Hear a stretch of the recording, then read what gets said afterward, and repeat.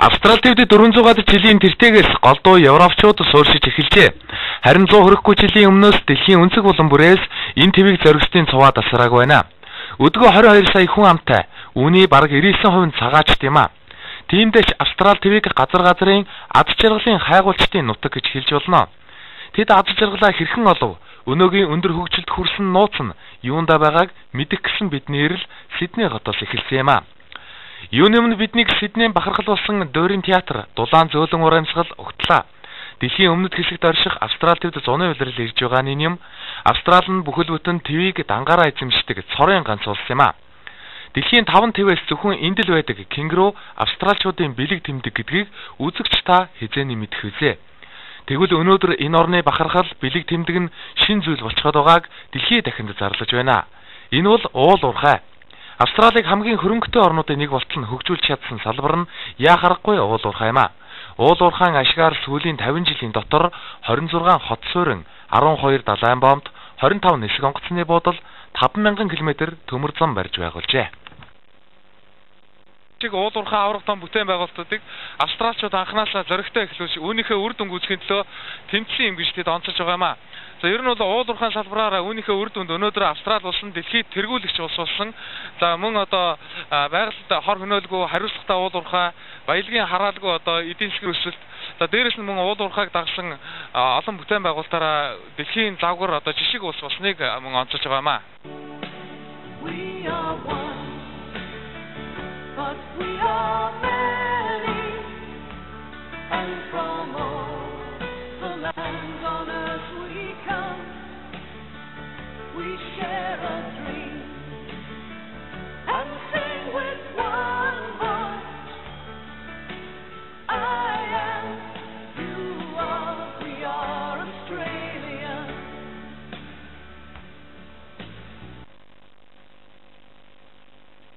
Мянга сонсохоор нэг үз гэдгээ. Монголоос альсан баг бүрэлдэхүүнд хэвлэл мэдээлэл уул уурхайн салбарын төлөөлөл багтаж байсан. Бид Австралийн Паркс нэртэй жижигхэн хот дах нэгэн дундаж уурхайтай танилцахаар мордсон юм а. Энэ бол Rio Tinto Group-ийн North Parkс уурхай, газрын гүн рүү 8 км орчим урт түнэлээр шуудал жиптэйгээ дахиад орох сонирн байлаа. Энэ уурхайн хувьд бараг дэлхийд анхудаа блокчлон олборлох аргыг амжилттай хэрэгжүүлж байгаа юм байна.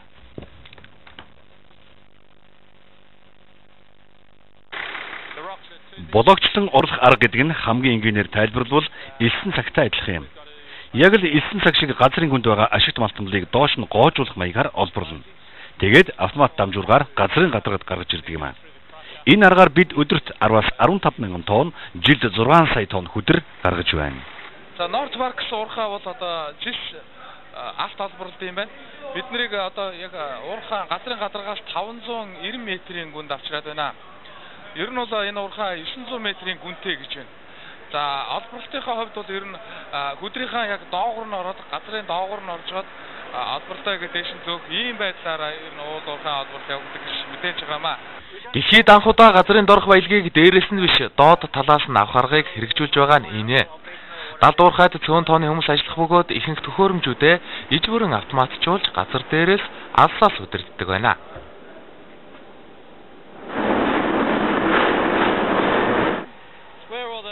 Жилд 6 сая тонн хөдрийг бид олборлож байгаа. Энэ бол манайх шиг жижиг уурхайн хувьд дээд хүчин чадал юм. Хэрвээ ашигт малтамлаа дээрээс нь олборлвол ийм хэмжээний амжилтанд хүрч чадахгүй болов гэж бодож байна. Гүний уурхайн блокчлон олборлох аргыг уул уурхайн 150 жилийн туршлагатай Австралид анхудаа хэрэгжүүлж байгаа юм а. Гайхалтай нь энэ аргыг Монголд анхудаа оюу толгой компани хэрэгжүүлэхээр төлөвлөж байгаа юм байна. Тиймээс North Parkс уурхайн туршлагыг судлахаар Монгол залуучууд ажиллаж байлаа. Австралид хэзээс ирж ажиллаж байгаа вэ? 5 сарын ихэр 5 сарын 3-нд ирсэн байна. Одоо яг ямар ажил хийж байна? Одоо шинэ төгсөгч цахилгааны инженер гэдэг. Одоо яг цахилгааны инженерийн багтаа хамтран ажиллаж байгаа. Яаж энд ирэх болсон? Ямар шугамар? Би оюутан байхдаа оюутлогоо компанид ажилладаг байсан. Тэгээд сургуулаа төгсөөд Rio Tinto-гийн graduate хөтөлбөр гэдэг энэ хөтөлбөрийн дагуу тэгээд энд ирж ажиллаж байна. Ерөнхийдөө Rio Tinto-гийн уурхаанууд глобалчлагдсан уурхаанууд байдаг. Жишээ нь би төслийн механик инженер. Тэгэхэд бол манай баг гэхэд бараг нэг 10 гаруй орноос ирсэн хүмүүс байдаг. Тэгээ оюутлогод очиод бас яг нэг иймэрхүү багтаа ажиллана.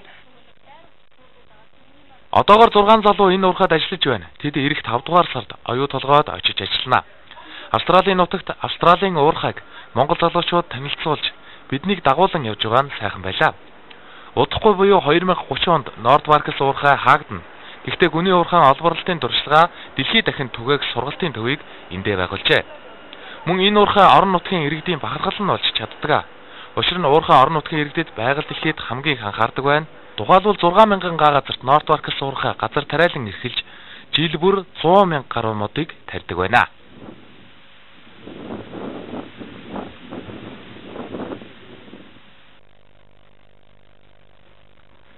Бид нэг газарт 400 ам долларын зардал гаргаад 450-аас 600 ам долларын орлого олдог. Үндсэндээ нэг газраас 50-аас 200 ам долларын ашиг олно гэсэн үг. Газар тариалан эрхлэх нь зөвхөн ашиг олгохтон бус байгалийн баялагийг авч байгаа бол заавал хариу барих ёстой. Мөн орон нутгийн иргэдтэй сайн харилцаа тогтоох, хамтран ажиллах боломж бүрдүүлдэг. Уурхайн хашааг тойроод онгон байгаль тэр хിവэрэ байгаа нь харагдана. Энэ уурхай хотын хөгжил, байгаль орчны нөхөн сэргээлтэд анхаардаг холбоо байгуулан ажиллаж байгаа юм а. Орон нутгийн иргэдтэй бол эднийх одоо сая 2005 онд энэ нутгийн яг бүр уугуул иргэдтэй одоо гэрээ хийгээд, аль ёсны гэрээ хийгээд тэгээд тэр нутгийн иргэдтэй хамтарч ажилладаг юм байна. Энэ уурхайгаа тойруулаад маш их том газар тариалны хэлдэг юм байна. Тэр газар тариал нь болохоор бас ингээд дэлхийн одоо зэргийн техник технологи одоо нусгшуулж байгаа юм байна. Тэгэхээр одоо үндсэндээ орон нутгт бол зөвхөн тэр хүмүүсээс одоо ажилтан авахаас гадна нийгмийн одоо асуудлын талаар нь хамтарч ажиллахаас гадна бас ингээд биелж хэрэглэхэд нь гадар тариалны хэрэглэхэд бас тустай юм болж байна. Тэгээ одоо ирвэл орон нутгт бол маш их тийм өргөн хүрээнд төлөвлөж ажилтан авч байна л да. Ер нь бол Rio Tinto Group-ийн Nordvаркс уурхайд өдөрт дунджаар 700 ажилтан ажилладаг. Үүний 70% нь орон нутгийн иргэд, харин үлдсэн хэсэг нь дэлхийн бусад улс орноос ирсэн мэргэжилтнүүд байдаг байна.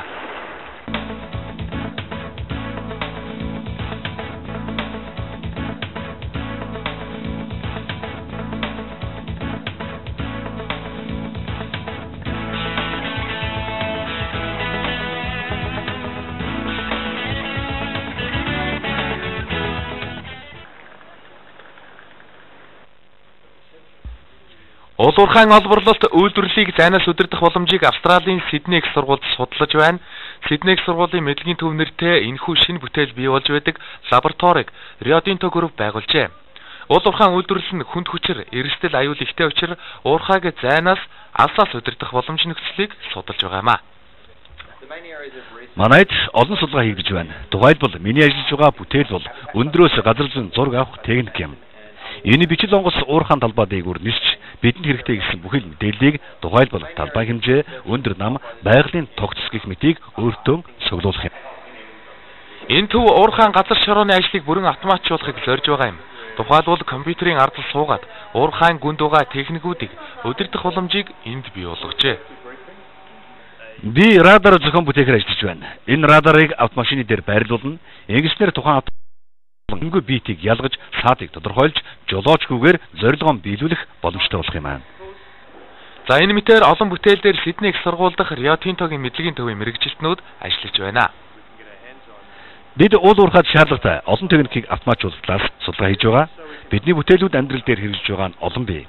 Энд 150 хүн ажилладаг учраас дэлхийн хамгийн том судалгааны баг гэж хэлж болно. Нэр хүндтэй их сургуулаа түшиглэн уул уурхайн үйлдвэрлэлийг өндөр бүтээмжтэй, осолгүй, хариуцлагатай болгохыг австралчууд зорж байгаа юм а.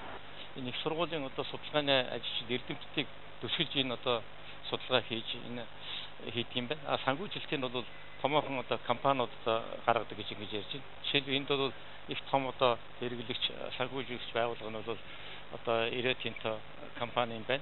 Олон компаниуд байна л да. Тэгэхээр манай ч гэсэн одоо мөн ихтэй сургуулиудын эрдэмтдийг одоо түшиглээд ийм одоо судалгааны ажлыг одоо компаниудын одоо захиалгаар хийж ивэл одоо их үр дүнтэй байд юм байна гэдэг нь эндээс харагдаж байна. Эндээс одоо туршлага авах судлах зүйлүүд нэлээд бай.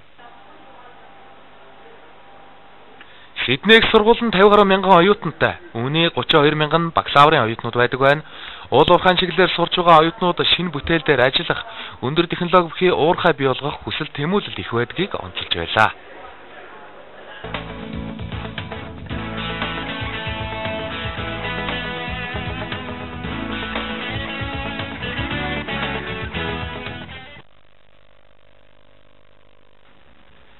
Австраличууд уул уурхайг урлаг болгочээ гэж бидэнтэй хамт явсан мэрэгчлэнүүд онцолж байсан юм а.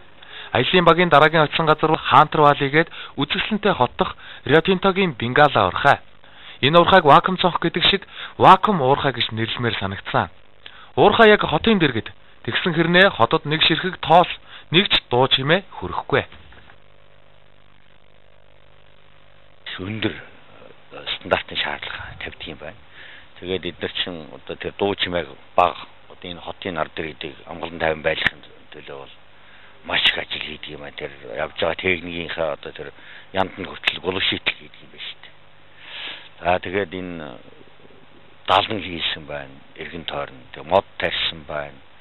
Энэ дуу шугааны багасгах тоосыг одоо баг байлгахын төлөө бол их хөрөнгө зардаг юм байна. Энэхүү шорон далан ногоон хэрэм 10 км урд 3 км өргөнтэй Bengala уурхайн талбайг бүтэн тойрчээ.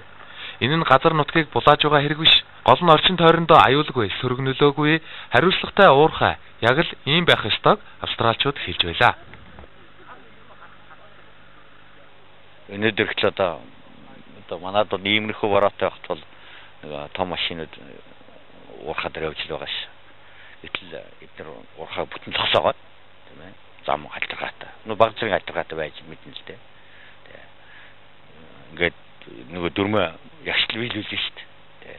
Бид уурхай үзэх гээд ирсэн чинь уурхай маань хаагдцаа. Яасан ч шинэ бороосоо. Бид жоохон бороосон тийм л байдалтай байна. Тийм учраас энэ сэтгэлгээний ялгаа бас гарч байна. Бороотод ажиллах үе тоосчлтыг усаар дарна, дуу намсгагчтай техник ажиллана гэд аюулгүй ажиллагаа ихтэй. Үүнээс гадна нөхөл сэргээлтийг нь дурдахгүй өнгөрч болохгүй. Нөөр солбордог энэ уурхай ухад сэндийцсэн газараа нөхөн сэргээх тал дээр өндөр зорилт тавьдаг байна. Тухайлбал гайхалтай нөхөн сэргээсний эцэст тухайн газараа худалдаж чадна гэдэгт тэд итгэж байгаа юм а.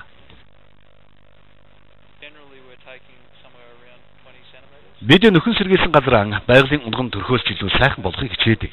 Энэ нь боломжгүй зүйл биш гэдгийг ч бид харсан. Bengala уурхай нөхөн сэргээлтэнд маш их хөрөнгө зарцуулдаг.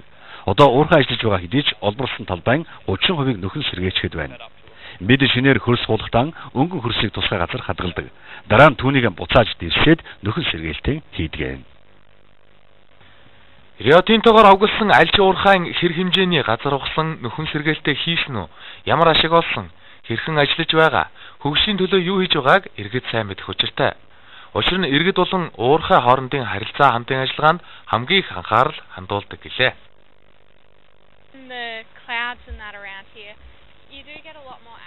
Манай улсад уул уурхайн салбар маш нэр хүндтэй, учир нь үнэхээр өндөр хөгжлийг авчирдаг гэж би боддог. Тухайлбал манай хотын ойрхон байдаг уурхайнуудын ач тус бидний амьдралд маш их байгааг хэлэх ёстой. Би энэ хотод 6 настайгаас хойш амьдарч байна. Энэ хавьд олон уурхай байдаг ч өнөөдрийн хүртэл миний дургуйлтыг хүргэсэн нэг ч зүйл гараагүй. Хамгийн гол нь уурхайгүйгээр бидний амьдралыг төсөөлөх аргагүй. Өнөөдөр хэнийг ч сарайчлахгүй сайхан амьдрах боломжийг уул уурхай бидэнд олгож байна.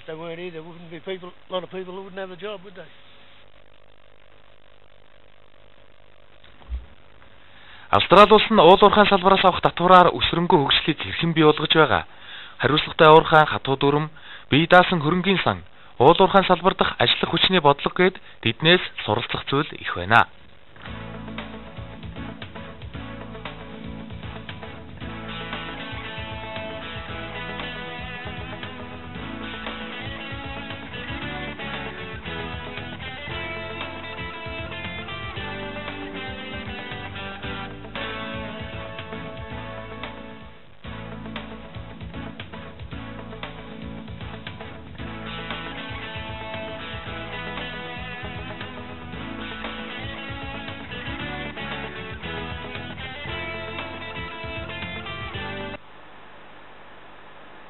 Австралийн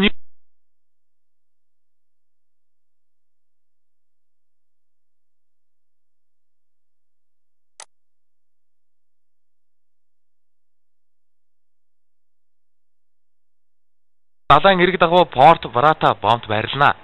Энэ бол дэлхийн хамгийн том тооцогдох бомб юм. Жилдээ 100 гаруй сая тонн нүүрс дэлхийн бусад орнуудад экспортлдог байна. Энэ нь манай улсын нүүрсний жилийн экспортоос даруй 5 дахин их гэсэн үг ээ.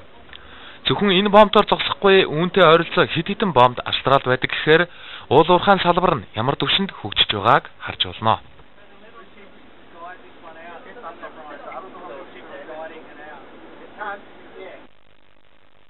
Манай бомбтод дэлхийн хамгийн их хэмжээний нүүрс цугладаг. Австралийн олон өөр газраас нүүрс энд цуглахтан төмөр замаар ирдэг. Энэ төмөр зам бол нүүрс тээврийн гол зам юм. Гол замаас уурхаанууд руу салаадна. Ингээд зам дагуухад 60 орчим уурхаан нүүрс далайн иргэн энэ бомбтод цугларч дараа нь улсын онгоцсонд ачигдан бусад тэрийг зорддог.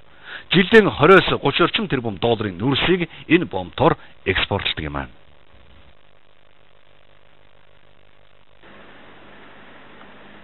Австрали улсын дотоодын нүүрсний хэрэгцээ жилд 100 сая тонн. Илүү гарсан 400 орчим сая тонн нүүрсээ энэ мэт бомбтуудаар дамжуулан гадагш зардаг. Ингэхдээ худалдагч хүн дэлгүүрээ догчуулдаг шиг бомбын зохион байгуулалтаа маш сайн төлөвлөжээ. Энэхүү дэлхийн хамгийн том бомбын үйл ажиллагаанд Rio Tinto компани оролцоо их байдаг. Rio Tinto-гийн хувьд зөвхөн олборлоо зогсохгүй, тээвэрлэлт, худалдаа, хэрэглээгээд бүх шатанд хариуцлагатай, ямар нэгэн эрсдэлгүй, байгаль орчин сөрөг нөлөөгүй ажиллах зарчмаар ханддгийг мэрэгчлэтнүүд хэлж байлаа. We are one, but we are many, and from all the lands on earth we come. We share a dream and sing with one voice. I am, you are, we are Australian. Австралчуудын ягштал баримтлагч арчин бол хариуцлага. Rio Tinto-гийн нэрийн хуудас аюулгүй ажиллагаа. Энэ хоёр үгээр Австралийн уул уурхай дэлхийд танигдж байна. Манай улсад уул уурхайн салбар зах зээл шилжээд 20 жил боллоо. Гэтэл өнөөдөр амтай болгон уул уурхай ашигт малтмал хууль эрх зүй ярьдаг болжээ.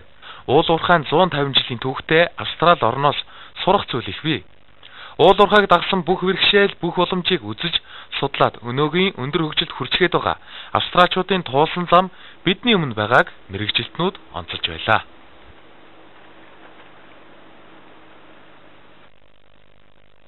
Монголын үндэсний олон